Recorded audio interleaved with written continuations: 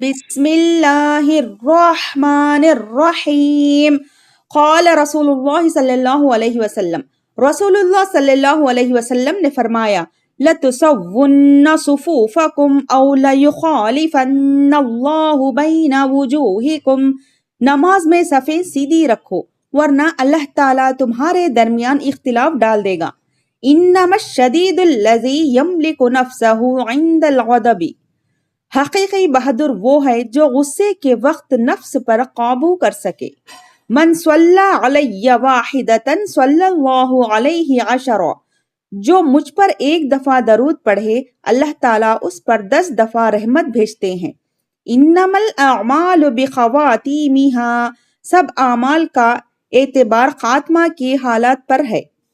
لا یؤمن احدکم حتی یکون ہواہ تبعا لما جئت بہ، تم میں سے کوئی شخص اس وقت تک کامل مسلمان نہیں ہو سکتا جب تک اس کی خواہش میری شریعت کے تابع نہ ہو جائے۔